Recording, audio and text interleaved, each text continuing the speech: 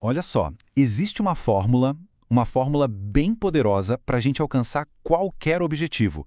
E ela se resume a basicamente dois ingredientes: sabedoria, que vem de dentro, e visibilidade, que é como o mundo nos vê. Parece simples, né? Mas vamos mergulhar em como essa combinação pode destravar um potencial que talvez nem saibamos que temos. Sabe aquela frustração que muita gente sente de ter habilidade e conhecimento, mas parecer que ninguém percebe? É quase como gritar numa sala completamente vazia. Mas a boa notícia é que existe sim uma forma de mudar esse cenário. E é isso que a gente vai detalhar aqui.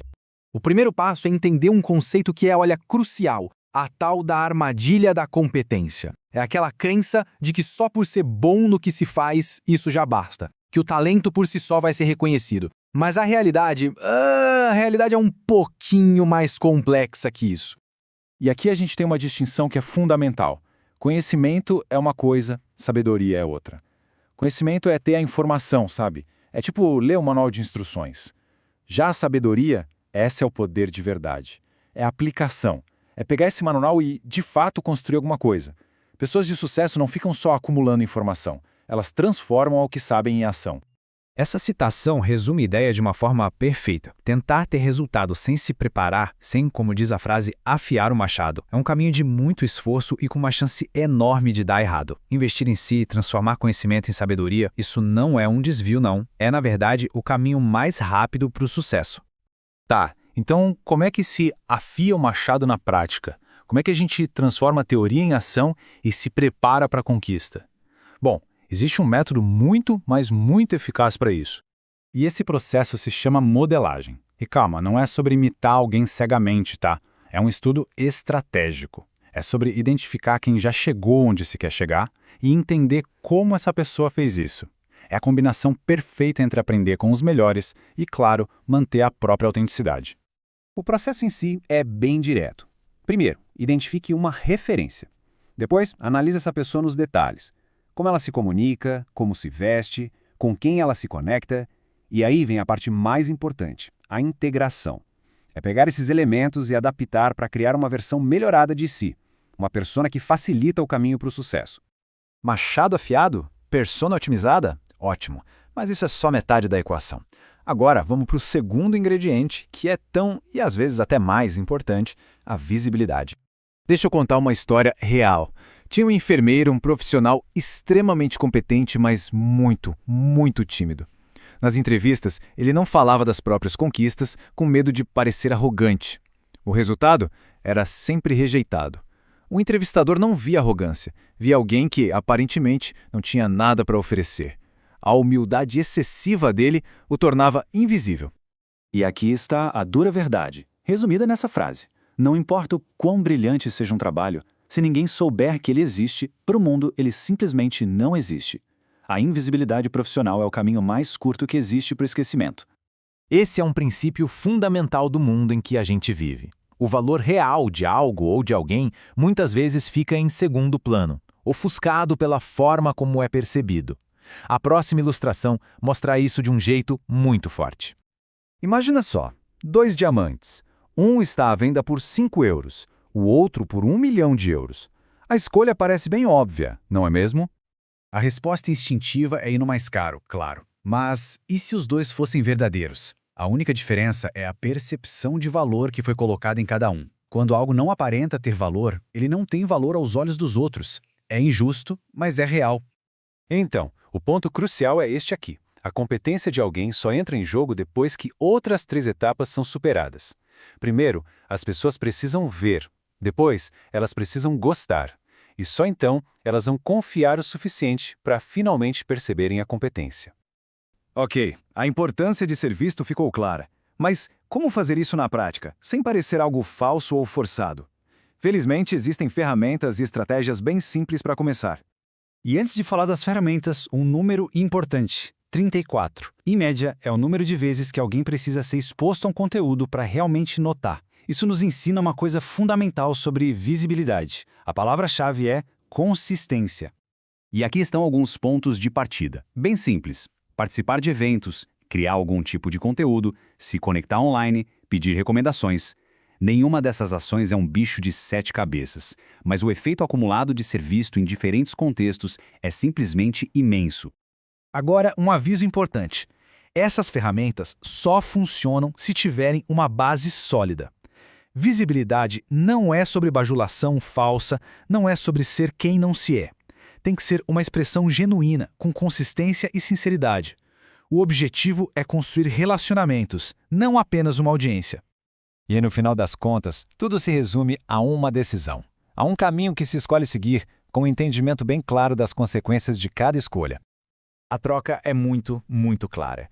Escolher a visibilidade significa aceitar que a crítica vem junto. Quanto mais gente vê o que se faz, mais críticas vão surgir. A alternativa, a invisibilidade, tem uma consequência talvez até pior: o esquecimento. Não ter quem veja, quem ouça ou quem apoie. E essa frase aqui, ela amarra a mensagem central. Não basta ser bom, é preciso capturar a atenção para que as pessoas tenham, no mínimo, a chance de perceber o quão bom alguém é. Então, fica esta reflexão final. A forma como uma pessoa se comunica e se apresenta para o mundo pode ser a barreira que a aprisiona na invisibilidade ou pode ser a ferramenta mais poderosa para construir o futuro desejado. A escolha, no fim, é de cada um. Olá! Hoje a gente vai mergulhar de cabeça num dos segredos mais poderosos para ter sucesso: a arte de criar conexões. Vamos entender como, num mundo que está cada vez mais barulhento, a capacidade de conquistar a atenção das pessoas certas é, na verdade, a chave para tudo. Ok, vamos começar com a ideia principal. A gente vive num mundo onde somos bombardeados o tempo todo. São notificações, anúncios, todo tipo de informação. Nesse cenário, a atenção virou o bem mais valioso que existe.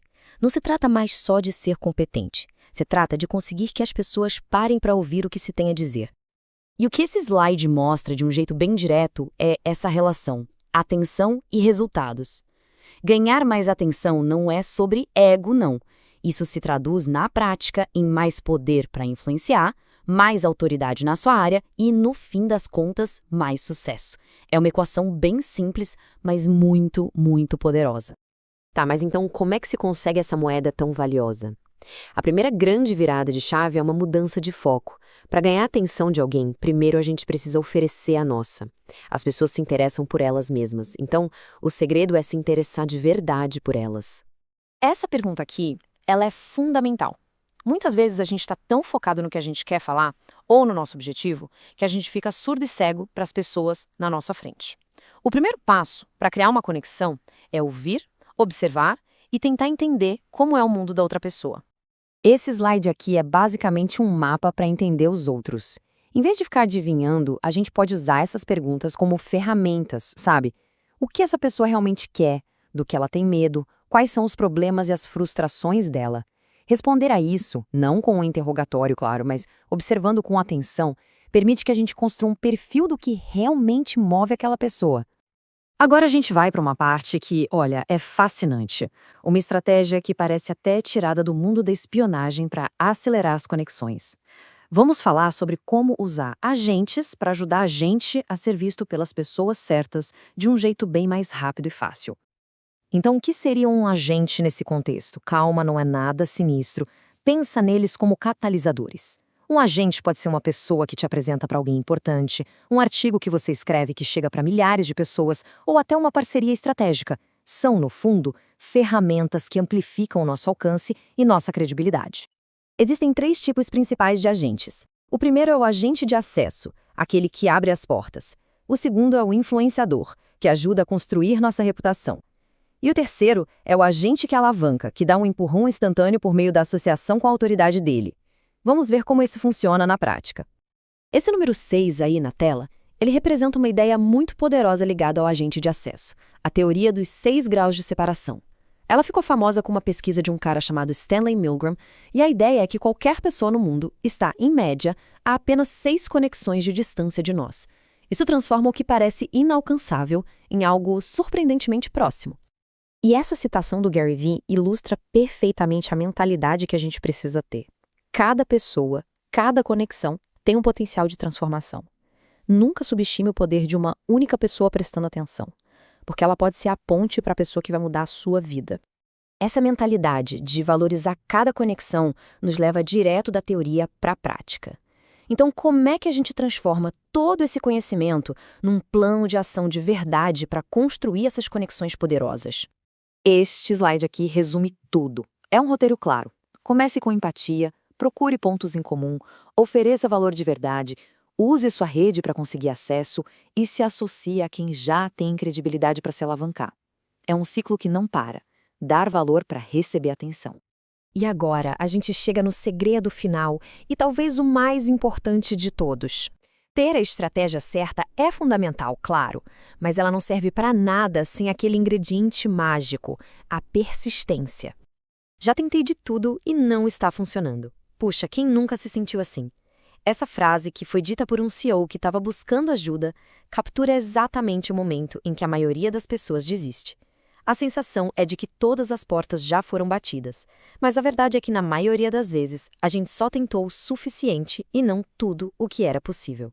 A história desse CEO é uma lição e tanto. Ele era um gênio, tecnicamente falando, mas a abordagem dele, sempre analítica e focada nos erros, afastava as pessoas. Ninguém ouvia ele.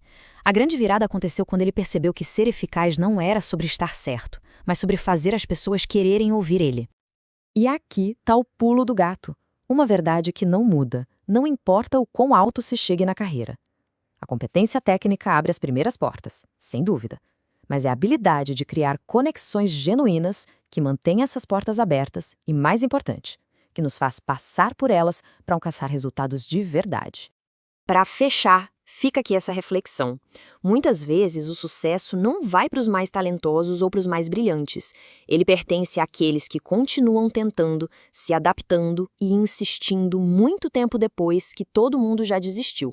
A persistência é, talvez, a forma mais pura de conquistar a atenção do próprio sucesso. Olá, sejam muito bem-vindos! Hoje a gente vai mergulhar numa ferramenta, uma estrutura muito poderosa para transformar as nossas interações do dia a dia. É como se fosse uma escada que nos leva de um ponto em que somos totalmente ignorados até a construção de uma cooperação de verdade genuína. Vamos juntos nessa escalada? Para começar, vamos pensar numa situação que, olha, é super comum e, vamos combinar, bem frustrante, né? O que a gente faz quando percebe que alguém está evitando a gente assim claramente. Pode ser no trabalho, na vida social, até dentro de casa. É um desafio que todo mundo já encarou.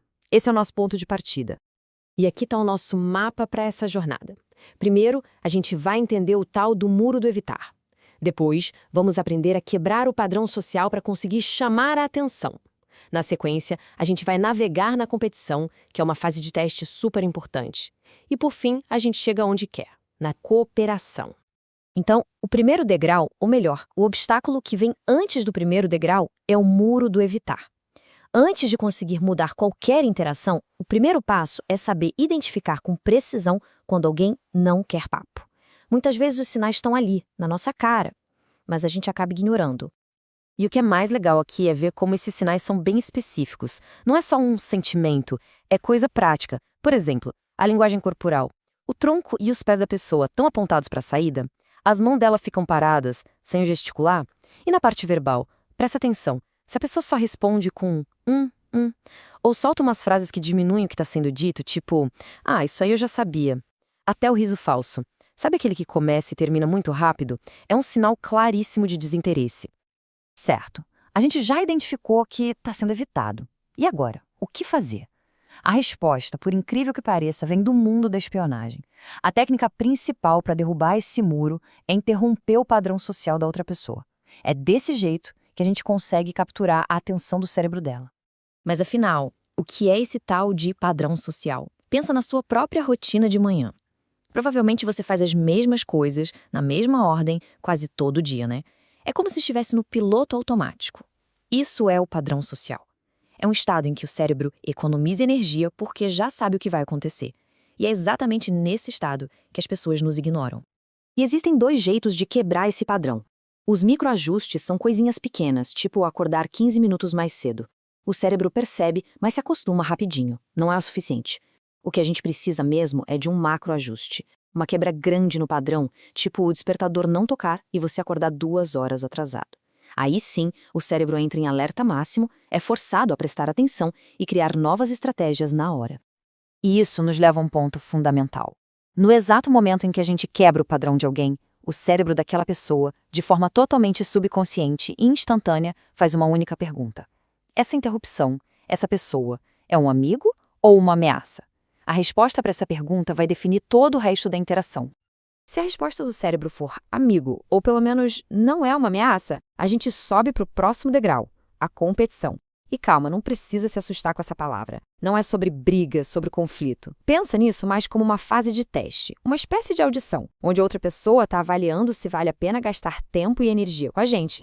Durante essa fase de competição, a outra pessoa está nos testando com 4 perguntas silenciosas. Elas querem saber se a gente é uma pessoa segura, se vai ajudar em alguma coisa, se traz algo novo, interessante e, por fim, se existe a possibilidade de um futuro melhor com a gente por perto. Para passar de fase, a gente precisa de uma nota positiva em todas elas. É uma seleção, não uma rejeição. E é aqui que mora o perigo. É nessa fase que muita gente falha. E por quê? Porque o ego entra em campo. Se a gente reage a um questionamento ou a uma opinião diferente com agressividade, com impaciência, com arrogância, já era. Fim de jogo. A interação volta direto para a estaca zero, lá para a fase de evitar. Então, como é que se mantém a calma? Mais uma vez, a espionagem nos ajuda. A técnica sair do X é sobre gerenciar um conflito com a autoridade e não como um herói. Primeiro, se proteja emocionalmente. Dê um passo para trás, saia da linha de tiro. Isso te dá tempo para pensar com clareza, em vez de só reagir no impulso. E só depois você age, mas aí já com uma estratégia em mente. Esse quadro é uma ferramenta de diagnóstico fantástica. Olha só a diferença. Na fase de competição, as frases são de desafio, do tipo, por que você diz isso? Já na cooperação, são de apoio, como posso ajudar? A linguagem corporal também muda da água para o vinho, de expressões de dúvida para sinais de abertura, de entusiasmo. E, finalmente, se a gente conseguir navegar bem por essa fase de competição, chegamos ao topo da escada, a cooperação. Esse é o nosso objetivo final. É aqui que a confiança se estabelece, a conexão fica mais profunda e o benefício mútuo começa de verdade. Essa citação resume perfeitamente a mentalidade que a gente precisa ter para cooperar.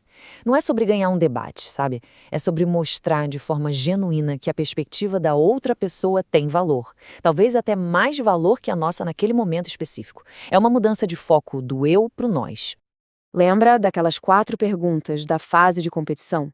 Pois é, na cooperação elas viram promessas que a gente precisa cumprir sempre. A confiança não é uma coisa que se conquista uma vez e pronto. Ela precisa ser mantida.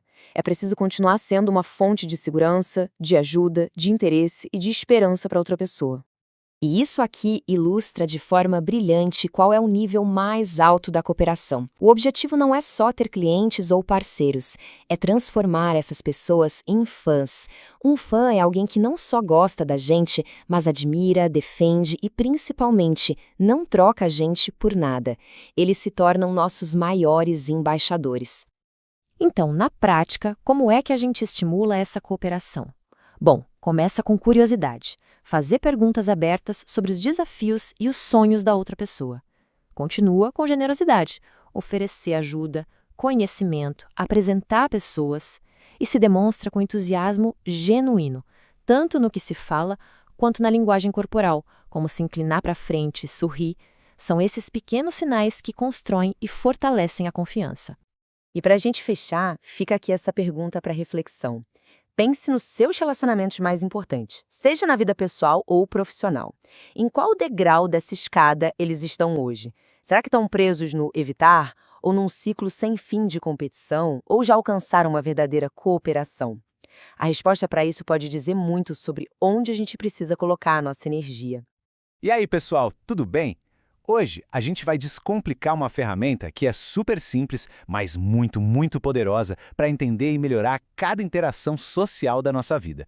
Se prepara, porque a forma como a gente enxerga as nossas conversas vai mudar completamente. Quem nunca, né? Aquele momento em que parece que a gente está falando com as paredes. Pois é, a ideia aqui hoje é justamente resolver isso e transformar essa sensação de ser invisível em uma conexão de verdade.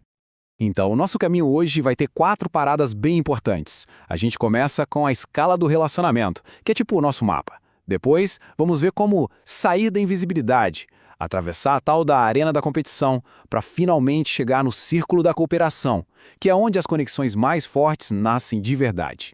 A base de tudo isso é o seguinte: toda interação que a gente tem se encaixa em uma de 3 caixinhas. Ou a pessoa tá te evitando, ou tá competindo com você, ou tá cooperando. É isso. Simples, né? E o nosso grande objetivo, claro, é sempre subir essa escada.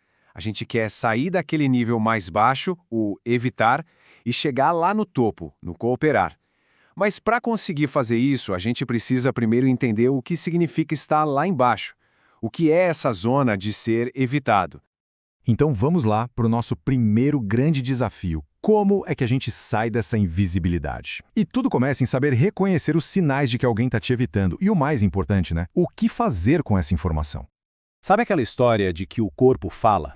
Pois é, ele fala mesmo e fala alto. Olha só essa lista. O olhar que desvia, o corpo que se afasta, mesmo que só um pouquinho, sabe?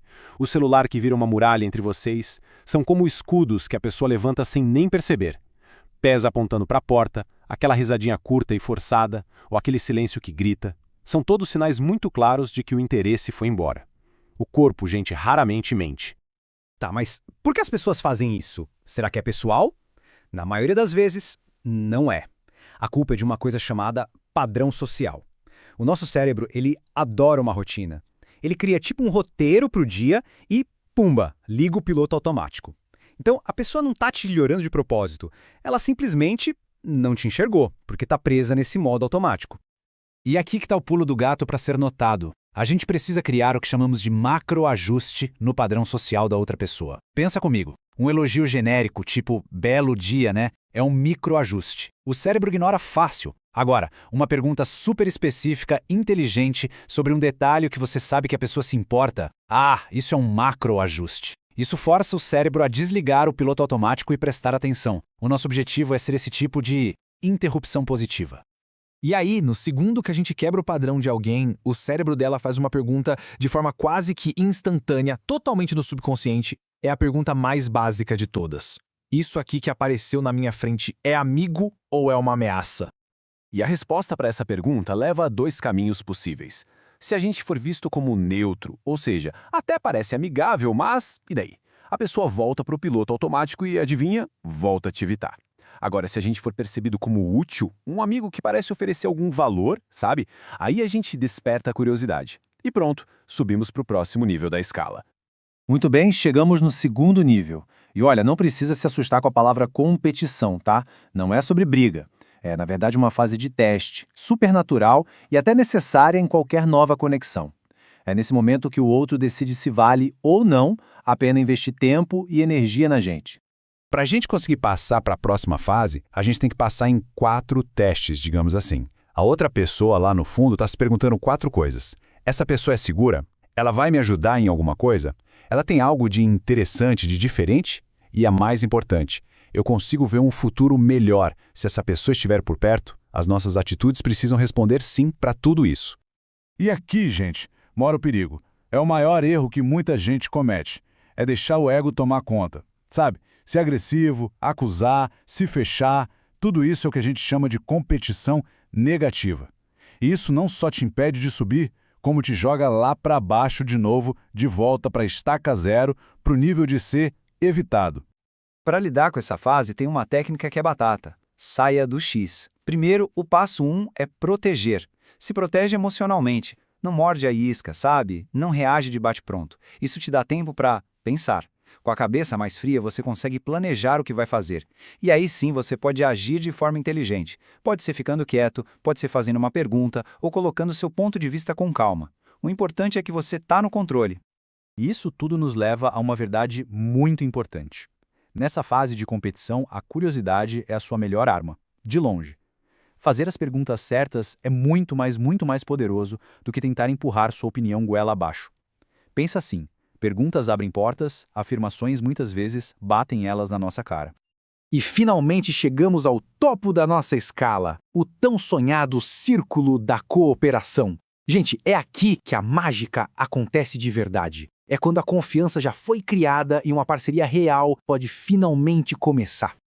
E essa frase aqui resume perfeitamente a mentalidade que a gente precisa ter para chegar, e mais importante, para se manter aqui. Não é mais uma questão de ganhar ou perder. É sobre dar o mesmo peso para as ideias e sentimentos do outro que a gente dá para os nossos. É a grande virada de chave do eu para o nós. Lembram daqueles 4 testes da fase de competição? Pois é, aqui eles viram 4 promessas que a gente tem que cumprir sempre. Você basicamente promete ser um porto seguro, ser uma fonte de ajuda, ser alguém interessante e, por fim, ser um parceiro para construir um futuro melhor. A confiança só se mantém se a gente cumpre essas promessas no dia a dia. E olha que legal, o resultado de dominar a cooperação vai muito além de só ter bons relacionamentos. O grande objetivo é transformar contatos, clientes, parceiros em fãs de verdade. Porque um fã não é só alguém que gosta de você. É alguém que te admira, que te defende e que torce ativamente pelo seu sucesso. É outro nível de conexão. E essa frase do Pequeno Príncipe, nossa, ela captura a essência desse nível de forma poética e poderosa. Porque construir essas conexões tão fortes vem junto com uma responsabilidade, né? A responsabilidade de cuidar, de nutrir e de honrar essa confiança que foi colocada na gente. E para a gente trazer isso para a prática, olha só como soa a linguagem da cooperação. São sempre perguntas abertas, com o foco total na outra pessoa. Quando a gente pergunta como eu posso ajudar, ou qual é a sua opinião sobre isso, a gente está fazendo um convite direto para colaborar. A gente está mostrando, na prática, que a visão do outro importa de verdade. E para a gente fechar, queria deixar uma reflexão final. Pensa um pouco aí nas suas interações do dia a dia. Em casa, no trabalho, com os amigos. A tendência geral dos seus relacionamentos tem sido de subir nessa escala, em direção à cooperação, ou de descer, indo para a competição e para o afastamento? A resposta para essa pergunta pode revelar muita coisa. Muito obrigado pela companhia e até a próxima. A ciência por trás da conexão humana revela um processo quase instantâneo, algo que acontece muito antes da gente se dar conta. É um verdadeiro veredito inconsciente que acaba moldando todas as nossas interações. 50 milissegundos. Olha, é mais rápido que um piscar de olhos, mas é o tempo suficiente para o nosso cérebro fazer julgamentos fundamentais sobre outra pessoa, e tudo isso de forma totalmente inconsciente, definindo o rumo de qualquer nova interação. Na base de toda e qualquer conexão existe um princípio fundamental, a confiança. E o caminho para essa confiança nascer é surpreendentemente simples. Ela vem da simpatia. Fazer com que gostem da gente não é mágica, é ciência. Essa ideia é muito poderosa, porque ela revela um mecanismo bem primitivo. Confiar em alguém de quem a gente gosta é como um atalho evolutivo. A aceitação social depende diretamente dessa equação. Simpatia gera confiança e antipatia, claro, gera desconfiança. E a neurociência mostra uma coisa fascinante. A dor da rejeição social ativa as mesmíssimas áreas do cérebro que a dor física. Isso quer dizer que, biologicamente, ser excluído dói de verdade. É por isso que estamos programados para buscar conexão e evitar o isolamento a qualquer custo. E existem vários desses programas biológicos e emocionais que guiam as nossas interações. Por exemplo, a rapidez com que alguém pode se apaixonar ou como as pessoas parecem mais atraentes quando falam sobre algo que realmente gostam. Até mesmo o simples ato de segurar a mão de alguém pode aliviar a dor. Tudo isso mostra um sistema complexo em ação, nos guiando o tempo todo na busca por conexão. Compreendendo que existe toda essa programação complexa por trás, podemos começar a observar como as interações se desenrolam. Existe uma dinâmica, um fluxo, que pode ser dividido em 3 fases principais. Todo relacionamento, seja pessoal ou profissional, navega por estas 3 fases. Evitar, que é onde há indiferença, competir, uma fase de teste para despertar interesse, e cooperar, onde a colaboração de fato acontece. E é bom notar que não é um caminho reto, sabe? A gente pode pular entre essas fases o tempo todo. O objetivo estratégico em qualquer interação é, portanto, progredir. É sair da invisibilidade da fase evitar, passar pelo teste da fase competir para provar o próprio valor e finalmente chegar na colaboração mútua da fase cooperar. Analisando por este viés, a gente percebe que o momento mais crítico acontece onde menos se espera, bem no comecinho, naquela fase de evitar. É um veredito rápido, emitido antes mesmo da gente ter consciência dele. Nesses 50 milissegundos, o nosso cérebro, agindo como um sistema de sobrevivência, faz 4 avaliações totalmente inconscientes. São essas avaliações juntas que formam o que a gente chama de primeira impressão. É um veredito subconsciente e instantâneo. A primeira pergunta, a mais primitiva de todas, é: ameaça ou amigo? A resposta para isso é formulada sem uma única palavra a ser trocada. Ela se baseia inteiramente em pistas não verbais. A postura, o olhar, os gestos e até com quem a pessoa está. Paralelamente a essa checagem de segurança, o cérebro faz uma segunda avaliação. É um líder ou um submisso? Nós estamos geneticamente programados para identificar e seguir lideranças, porque, historicamente, isso significava segurança e acesso a recursos. E aqui a distinção é crítica. O cérebro diferencia a autoridade de ser autoritário. Somos naturalmente atraídos pela autoridade genuína, aquela que inspira respeito. Em contraste, a gente rejeita instintivamente o comportamento autoritário, que impõe obediência pelo medo. A terceira avaliação é sobre utilidade. Essa pessoa é competente ou incompetente? Instintivamente, buscamos nos associar com pessoas que podem nos ajudar a progredir e alcançar nossos objetivos, e evitamos aquelas que podem nos atrapalhar. Finalmente, a quarta avaliação é puramente evolutiva. Quero me reproduzir com esta pessoa. Embora nem sempre seja o fator principal nos contextos de hoje, esse instinto ancestral de avaliar a atração ainda tem um papel subconsciente na decisão de se envolver ou não. As respostas para essas 4 perguntas rápidas, amigo, líder, competente e atraente, formam o que chamamos de sinais de valor. São esses sinais que determinam se alguém vai permanecer na categoria evitar ou se é considerado digno de avançar para a fase de competir. Assim, a primeira impressão é exatamente essa decisão subconsciente. É a soma dessas avaliações, ser percebido como amigo, líder e competente, que cria os sinais não verbais que dizem aos outros: vale a pena competir pela minha atenção. Considerando ainda esse processo, é preciso reconhecer que não operamos no vácuo. Aos nossos instintos evolutivos, hoje se somam camadas e mais camadas de influências modernas, marketing, cultura e modelos sociais que acabam moldando nossas percepções de valor. Em última análise, compreender que esses julgamentos subconscientes formam um filtro inicial de toda a interação humana é a chave para navegar a complexidade da conexão. É um processo invisível, mas que define absolutamente tudo o que vem depois. Desde o primeiro instante de qualquer encontro, julgamentos já se formam. De uma maneira quase imperceptível, uma percepção de poder e de status se estabelece ali, na hora. Todo esse processo se inicia com o que podemos chamar de um julgamento silencioso. Ele acontece à distância e se baseia, veja bem, inteiramente em pistas visuais. E é exatamente aí que a aparência se torna a primeira mensagem e talvez a mais decisiva de todas. É ela que determina se alguém vai ser visto como uma ameaça, como uma pessoa submissa, incompetente ou atraente. E o ponto mais crítico disso tudo é que essa avaliação inicial é tão forte que se torna praticamente impossível de ser revertida. Nesse contexto, então, surge o conceito de se criar uma imagem de alto valor. Basicamente, é uma percepção de mérito que é comunicada por meio de uma atenção meticulosa à apresentação pessoal. Isso inclui tudo: vestuário, acessórios e até o controle sobre os ambientes, como o carro ou o escritório. Afinal, a limpeza e a ordem são fundamentais, e isso se aplica não só ao indivíduo, mas a tudo que o cerca. É preciso notar, entretanto, que a verdadeira elegância é algo natural. O excesso, como aquela exibição ostensiva de marcas, geralmente produz o efeito contrário. O ideal é que a imagem esteja alinhada com a personalidade que se deseja projetar. E um detalhe que é surpreendentemente revelador nesse processo são os sapatos.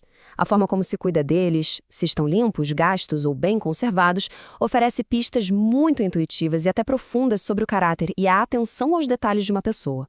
Ao aprofundar essa dimensão, a análise que era só visual e à distância transita para a interação direta. É aqui que acontece o segundo julgamento, a chamada química. Na proximidade, as pistas mais poderosas são as sensoriais. Estamos falando de cheiro, contato visual, o sorriso e até aqueles comportamentos bem particulares de cada um. E olha, o olfato, em particular, tem um impacto mais forte na criação de memórias duradouras, sejam elas boas ou ruins. Existe inclusive uma técnica bem sutil relacionada ao olfato: usar uma pequena quantidade de protetor solar. A ideia é que isso pode evocar memórias positivas e relaxantes de férias nas outras pessoas, criando uma associação subconsciente bem favorável. Paralelamente a essas pistas sensoriais, a linguagem corporal assume um papel central. O corpo expressa muito mais do que se imagina, e o que é mais perigoso, ele pode trair completamente a mensagem que se deseja transmitir. Consequentemente, ter um domínio consciente da expressão do corpo se torna essencial para reforçar uma primeira impressão poderosa, em vez de miná-la. A velocidade dos movimentos é um dos primeiros indicadores a serem decifrados. Movimentos muito rápidos, por exemplo, podem sinalizar ansiedade e insegurança. Por outro lado, movimentos lentos demais correm o risco de serem interpretados como desinteresse ou falta de dinamismo. O segredo, portanto, está em movimentos que são moderados, circulares e assertivos. É a combinação de gestos confiantes com a velocidade certa que gera atração e comunica uma presença especial. Considerando ainda esses sinais não verbais, existem ações bem específicas que ou constroem ou simplesmente destroem a conexão. São chamados sinais de abertura. Um leve elevar de sobrancelhas ao ver alguém, por exemplo, é um sinal positivo de reconhecimento. O contrário, franzir ou baixar as sobrancelhas já indica ameaça ou desconfiança. Da mesma forma, um contato visual mais lento, relaxado, gera conexão, enquanto desviar o olhar ou piscar com frequência sinaliza desconforto. A expressão facial e o uso das mãos também são cruciais. Um sorriso, sem ser uma gargalhada, projeta confiança. Manter as mãos abertas, visíveis e usá-las para gesticular de forma controlada transmite honestidade. Em contrapartida, tocar o rosto, o nariz ou os olhos são sinais clássicos de nervosismo, e esconder as mãos ou fechar os punhos comunicam uma postura defensiva. Esse aspecto revela a importância da postura corporal. Uma postura aberta, com os braços relaxados ao lado do corpo e uma posição ereta, comunica receptividade e energia. Já cruzar os braços ou as pernas ou adotar uma postura curvada cria uma barreira defensiva e transmite desinteresse. O cumprimento físico é outro momento decisivo. Um aperto de mão firme e confiante deixa uma impressão positiva, enquanto um aperto fraco ou agressivo demais pode transmitir insegurança ou até hostilidade. Pequenas cortesias, como segurar uma porta, também reforçam uma imagem de consideração. Durante o diálogo, o engajamento é demonstrado por pequenos acenos de cabeça, que indicam compreensão e interesse. Já as ações opostas, como verificar o celular constantemente ou interromper os outros, são sinais claros de desrespeito e desinteresse. A maestria em primeiras impressões, portanto, é a integração consciente entre a imagem projetada e a técnica não verbal.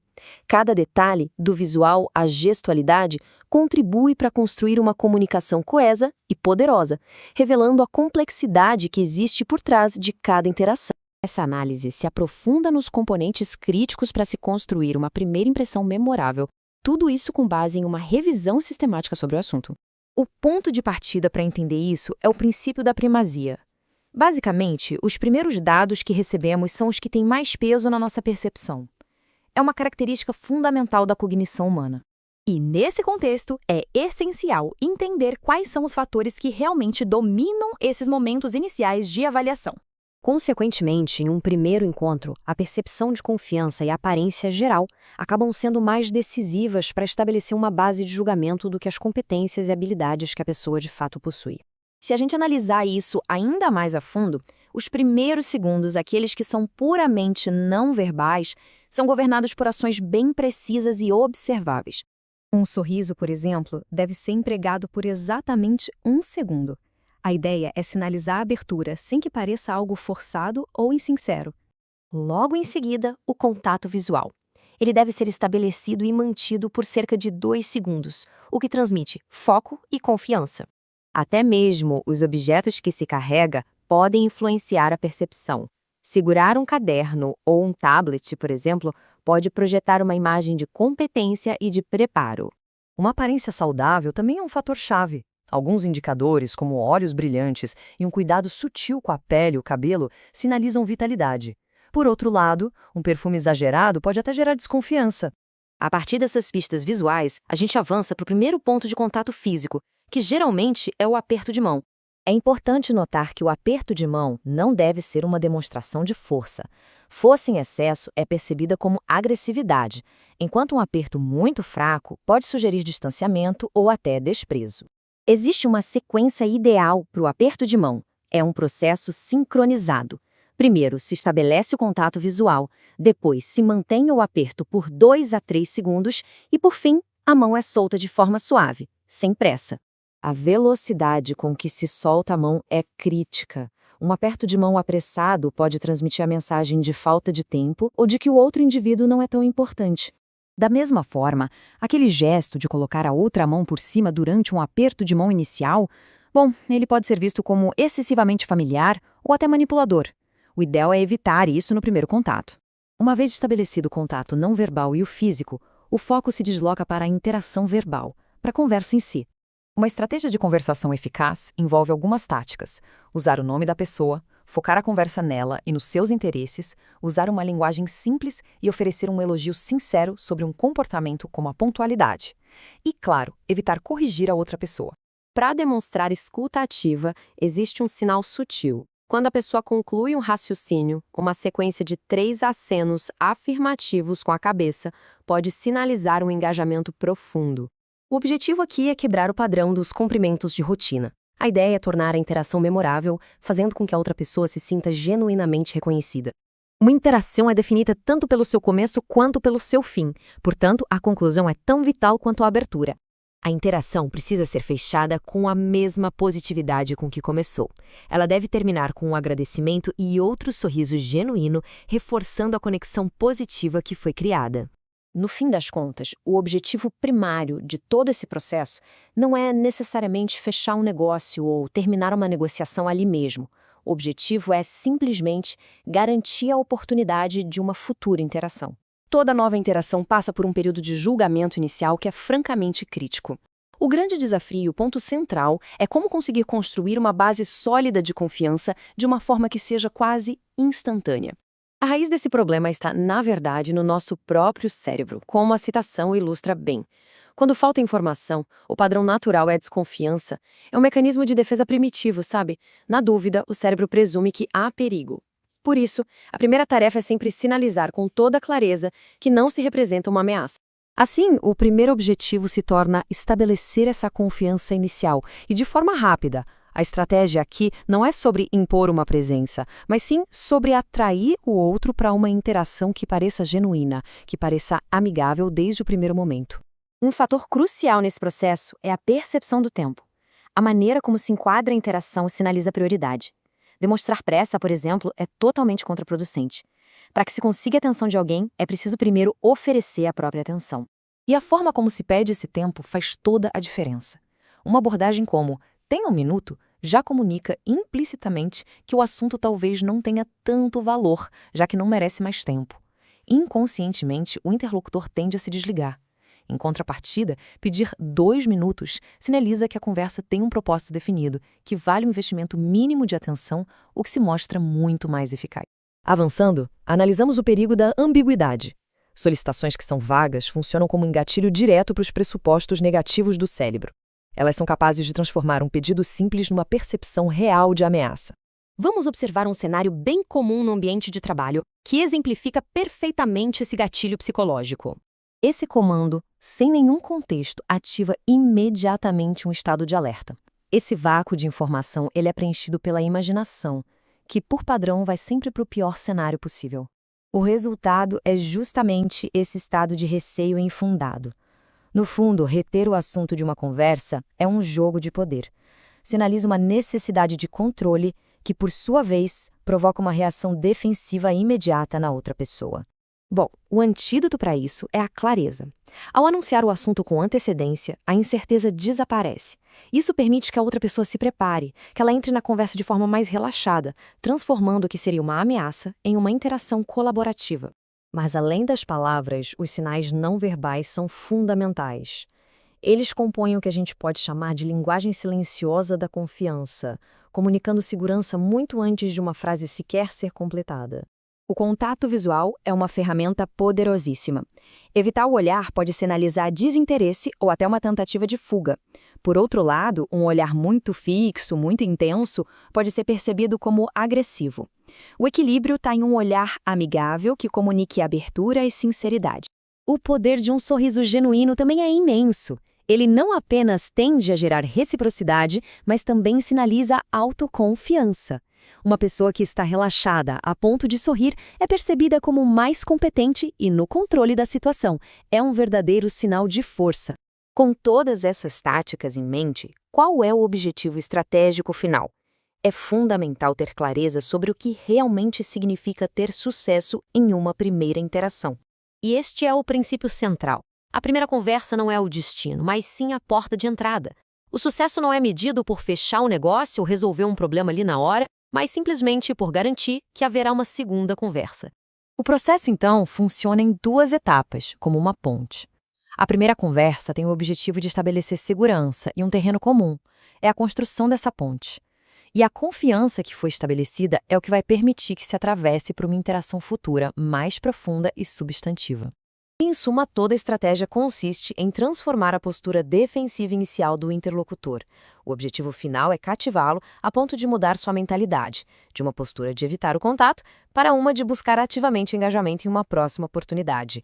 Para compreender o processo de avaliação de outras pessoas, é fundamental partir do estado mais básico da nossa rotina diária, o piloto automático.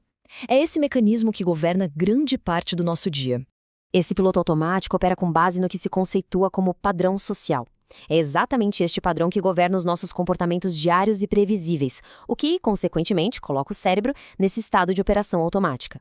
Esse é, em essência, o modo padrão de funcionamento do cérebro. Se a gente pensar nos rituais diários, como acordar, o trajeto para o trabalho, as tarefas repetitivas, nessas situações, a mente simplesmente age e reage a partir de estímulos já conhecidos. Ela opera de forma praticamente inconsciente, sem dedicar atenção ativa ao que acontece no entorno. Consequentemente, para capturar a atenção de alguém, esse padrão social já estabelecido precisa necessariamente ser interrompido. É o único método eficaz para desviar o cérebro de seu roteiro habitual. Essa quebra de padrão pode ocorrer de 2 formas. Existem os microajustamentos, que são pequenas rupturas, como acordar 15 minutos mais cedo. O cérebro se adapta a elas facilmente, sem gerar um estado de alerta. Em contrapartida, os macroajustamentos, como acordar 2 horas atrasado, forçam o cérebro a abandonar o piloto automático. Ele é obrigado a reavaliar toda a situação e a criar novas estratégias. Sendo assim, apenas um macroajustamento é capaz de capturar de fato a atenção plena. E quando o padrão é interrompido de forma significativa, o cérebro entra em um estado de confusão. A sua reação imediata é buscar recursos para compreender o que está acontecendo e, de maneira crucial, para identificar quem é este novo elemento que acaba de entrar em cena. Essa confusão, por sua vez, dispara uma fase de análise rápida e subconsciente. O objetivo primário deste processo é singumar, avaliar a existência de uma possível ameaça. O cérebro, nesse ponto, segue uma árvore de decisão bastante rigorosa. Se a nova pessoa é percebida como uma ameaça, a resposta é imediata, evitar. Caso não seja uma ameaça e seja percebida como um amigo, uma segunda análise ocorre. Esta pessoa é útil ou é neutra? Se for classificada como neutra, a resposta padrão também é evitar. A interação só prossegue se a pessoa for classificada como útil, o que nos conduz à fase seguinte. Analisando este viés, torna-se claro por que uma pessoa não ameaçadora pode ser classificada como neutra e, consequentemente, ser evitada. A maneira de se vestir serve como um bom exemplo. Se a aparência de um indivíduo está abaixo dos padrões do observador, isso pode sinalizar de forma inconsciente uma ausência de autoridade ou competência, levando o cérebro a descartar a interação. Para ser considerado útil e assim evitar o descarte, é preciso projetar determinados gatilhos. Sinais que transmitam segurança e conforto são a base. Adicionalmente, despertar a curiosidade ou apresentar-se como alguém interessante são os elementos que motivam a outra pessoa a prosseguir com o contato, em vez de simplesmente retornar ao seu padrão de piloto automático. Uma vez superado o filtro inicial de ameaça ou neutralidade, a interação avança para uma fase de teste, conhecida como competição. É importante clarificar, no entanto, que esta fase não se trata de um conflito. Na realidade, é um processo de descoberta, uma negociação na qual a outra pessoa avalia se existe valor em investir tempo e energia para aprofundar a relação. Durante esta fase de teste, a outra pessoa está, em nível subconsciente, buscando respostas para 4 perguntas fundamentais. Essas perguntas giram em torno de segurança, interesse e potencial futuro. A decisão de cooperar ou de engajar em uma competição negativa dependerá das respostas implícitas a estas questões. Nesse contexto, a interação se transforma em uma troca de informações e pontos de vista. O objetivo não é vencer uma batalha de egos, mas sim utilizar o diálogo para descobrir se as condições para a cooperação estão presentes. Como a citação sugere, a qualidade dessa descoberta está diretamente ligada à qualidade das perguntas formuladas. Contudo, esta fase falha quando uma das partes engaja em uma competição negativa. Comportamentos como gritar, acusar ou interromper, que geralmente derivam de insegurança, medo, vergonha ou culpa, reconduzem a interação ao modo de evitar. O ponto crucial para navegar com sucesso nesta fase é a suspensão do ego. A abordagem deve ser de descoberta mútua, uma partilha e não um confronto. O ego, com sua inerente necessidade de estar certo, impede a aprendizagem e, consequentemente, a construção de relações significativas. Em última análise, o verdadeiro poder para transitar da competição para a cooperação é demonstrado através da serenidade e da paciência. A capacidade de ouvir com calma, mesmo em meio a um desacordo, é a ferramenta fundamental que constrói a confiança necessária para que uma relação possa avançar. Nesta análise, vamos aprofundar um método focado em como lidar com conflitos e, ao mesmo tempo, fortalecer relacionamentos. A premissa central é bem direta. Trata-se de uma transição, de uma mudança de postura, de deixar de reagir como vítima para começar a agir com autoridade. E essa frase, na verdade, resume a espinha dorsal de tudo que vamos explorar. De um lado, existe a figura do herói, que age de forma reativa e impulsiva e muitas vezes com um custo pessoal altíssimo. Do outro lado, a figura da autoridade, que adota uma abordagem muito mais estratégica, muito mais proativa. O que se apresenta aqui não é um mero conjunto de táticas ou dicas. É, na verdade, uma mudança fundamental de mentalidade. E é justamente essa distinção que serve como alicerce para qualquer comunicação eficaz e, claro, para a resolução de conflitos. A autoridade, dentro desse contexto, não tem a ver com força bruta ou autossacrifício. Pelo contrário, ela nasce de uma compreensão profunda da situação e da habilidade de guiar as outras pessoas. É uma inversão de perspectiva. Em vez de simplesmente reagir aos problemas que aparecem, passa-se a liderar a busca pela solução. Ok, com essa ideia de autoridade bem estabelecida, a gente pode partir para a primeira aplicação prática. E ela vem na forma de uma técnica, um algoritmo quase universal para lidar com ameaças, sejam elas ameaças físicas ou emocionais. O fato de essa técnica ter sido desenvolvida na CIA já nos diz muito sobre a sua seriedade e eficácia. Ela foi pensada para situações de altíssima pressão, com um foco absoluto em sobrevivência e em retomar o controle da situação. O processo é bem lógico e direto, foi desenhado para funcionar sob estresse. Tudo começa com o ato de se proteger, de criar um espaço seguro. Isso serve para gerenciar as próprias emoções e ganhar tempo. Só então, com essa segurança, é possível pensar e traçar uma estratégia. E apenas com um plano claro em mente é que se parte para a ação. E aqui a gente vê como essa mesma lógica de proteger, pensar e agir se aplica num conflito interpessoal, numa discussão. Cada ação, seja ela verbal ou não verbal, é calculada para diminuir a tensão, para desescalar a situação e retomar o controle da conversa, eliminando a percepção de ameaça. Agora, saindo um pouco dessa gestão de crise imediata, vamos analisar a dinâmica dos relacionamentos de uma forma mais ampla. Existe um modelo que nos ajuda a diagnosticar exatamente em que estágio uma interação se encontra. Esse gráfico mostra, de forma bem visual, a jornada de um relacionamento. A ideia é que subir nessa escala significa gerar mais conexão, mais resultados positivos. Por outro lado, descer na escala leva inevitavelmente à estagnação e ao desgaste da relação. E este ponto é absolutamente crucial. A fase do meio, a de competir, por mais desconfortável que pareça, é uma etapa necessária. É uma fase produtiva. Não dá para simplesmente pular essa etapa no caminho para a cooperação. Tentar evitar o conflito só faz com que ele cresça. Mas então, o que é que nos permite avançar nessa escala? O que nos tira da competição e nos leva à cooperação? A chave está numa distinção bem sutil, mas poderosa, entre duas formas de entendimento. E uma delas é o verdadeiro motor que impulsiona a conexão. De um lado temos o entender, que é racional, é lógico. O problema é que o entendimento intelectual parte sempre da nossa própria perspectiva, dos nossos filtros. Para uma conexão genuína, é preciso compreender que é um ato de empatia, um esforço para enxergar o mundo pelos olhos do outro. Portanto, a compreensão é um processo ativo. É o exercício de suspender o nosso próprio julgamento para tentar, de fato, enxergar a situação pela perspectiva da outra pessoa. É exatamente isso que eleva a conversa do nível puramente intelectual para o nível humano, que é onde a conexão real acontece. E aqui estão os dados brutos da competição. Esses sinais, tanto os verbais quanto os não verbais, são indicadores claros de que a outra pessoa ainda se sente, de alguma forma, ameaçada. Ela está na defensiva, ainda não está em modo de colaboração. A abordagem da autoridade não é reagir a esses sinais, mas sim interpretá-los.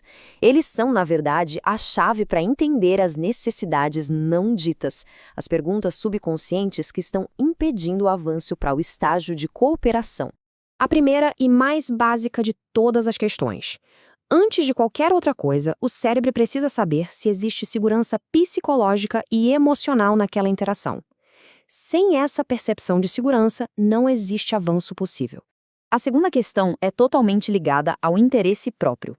Para que alguém se sinta motivado a sair do modo competitivo, precisa enxergar algum benefício claro, alguma solução para um problema ou algum tipo de ganho pessoal na interação. A terceira pergunta subconsciente aborda a nossa necessidade de novidade, de engajamento. A mente humana busca estímulos que quebrem o padrão, que ofereçam algo que vá além do status quo. E, por fim, a pergunta que define o compromisso a longo prazo. A pessoa precisa conseguir visualizar um futuro positivo e compartilhado para se engajar de verdade no processo de cooperação. Ao responder a essas 4 perguntas de forma satisfatória, nós chegamos ao topo da escala de relacionamento. Mas a cooperação não é o destino final. Na verdade, ela é o ponto de partida para algo ainda mais sólido. Essa definição captura com perfeição a essência da cooperação. É um estado que a gente alcança quando consegue validar a perspectiva do outro, colocando as ideias e os sentimentos dele em pé de igualdade ou às vezes até acima dos nossos. Sendo assim, aquelas 4 perguntas subconscientes se transformam em 4 promessas explícitas. Uma autoridade não apenas responde a essas necessidades uma única vez, mas se compromete a cumprir essas promessas de forma consistente para manter o estado de cooperação. E este é o ápice do método. O objetivo final não é ter apenas parceiros, clientes ou colegas, é criar fãs. A lealdade de um fã é algo muito mais profundo, muito mais resiliente, e ela é construída sobre essa base sólida de autoridade e do cumprimento consistente daquelas 4 promessas. E a análise se encerra com esta declaração poderosa. Ela serve como um lembrete da responsabilidade que vem junto com a influência. Construir esse nível de conexão não é um ato de manipulação, mas sim um compromisso contínuo com o bem-estar e o futuro daqueles que cativamos. Vamos começar uma desconstrução do que realmente significa confiança. Esta análise vai mergulhar fundo no processo sistemático de como ela é construída, sabe? É um passo a passo, baseado em princípios que são fundamentais. Bom, tudo parte de uma ideia central, que está bem aqui. A chave é sempre, sempre pensar a partir do ponto de vista do outro. Quando a gente consegue entender a perspectiva de outra pessoa, isso nos dá uma vantagem informacional muito clara. A gente passa a compreender o que está acontecendo não só pelos nossos olhos, mas também pelos olhos de quem está à nossa frente. Certo. Mas como é que esse princípio se aplica na prática? Para a gente entender isso bem, vamos analisar um ponto de falha na comunicação que é extremamente comum, algo que muitos de nós já passamos. Esse diálogo aqui, ele é um retrato perfeito dessa desconexão. De um lado, tem alguém expressando uma frustração genuína. Do outro, a resposta vem de uma definição muito particular, muito própria do que significa dar tudo. Ignora completamente o que a outra pessoa de fato precisa ou sente. E aqui está a raiz do problema. A nossa tendência é oferecer aquilo que nós achamos que é bom, que nós valorizamos. Com isso, a gente acaba negligenciando o que a outra pessoa realmente quer, o que ela precisa ou até mesmo o que ela teme. É exatamente nesse ponto que a falta de perspectiva quebra a conexão. Agora que o problema está claro, como a gente constrói uma solução? O próximo passo, então, é focar na dinâmica da cooperação. É aqui que a gente transforma esse princípio teórico em ações bem práticas. Para criar um ambiente de cooperação, os sinais que a gente emite são cruciais. Na parte verbal, perguntas abertas como "como eu posso ajudar?" mostram um interesse genuíno. E na parte não verbal, pequenos gestos como acenar com a cabeça ou se inclinar um pouco para frente podem comunicar muito mais do que palavras. Eles sinalizam segurança, engajamento. São essas pequenas ações que vão construindo a base para a cooperação. A partir daqui, a gente entra num método mais estruturado, pensado para criar conexões mais profundas. O nome, técnica da CIA, pode até soar um pouco misterioso, mas, na verdade, é um roteiro bem prático para a gente conseguir ser percebido como alguém especial aos olhos do outro. O ponto de partida é um entendimento básico da natureza humana. As pessoas pensam primeiro em si mesmas. É assim que funciona. Sabendo disso, o passo lógico é oferecer algo que elas realmente queiram ou que traga um benefício direto. E isso nos força a pensar como elas. A gente tem que se perguntar, a necessidade aqui é material ou é emocional? A execução dessa técnica vai muito além do básico. Não é só sobre prometer, é sobre fazer a pessoa sentir e experimentar o valor. O grande segredo aqui é surpreender, oferecer algo que a pessoa não estava esperando. E por fim, na hora da entrega, o objetivo é sempre superar as expectativas, entregar mais rápido e com uma sensação de que foi fácil. A lógica por trás de tudo isso é a reciprocidade, que está perfeitamente resumida nesta frase. Ofereça o que as pessoas querem, elas vão dar a você aquilo que você quer. É uma troca de valor que é genuína. Com essas ferramentas em mãos, a conquista da confiança deixa de ser um mistério. Ela passa a ser o resultado natural, a consequência de todos os passos anteriores. Confiança não acontece por acaso. Ela é construída de forma intencional. Esse caminho até a confiança segue uma progressão bem clara. Ninguém confia em quem não vê, então o primeiro passo é ser visto, é gerar atenção. A partir daí, a gente busca a cooperação.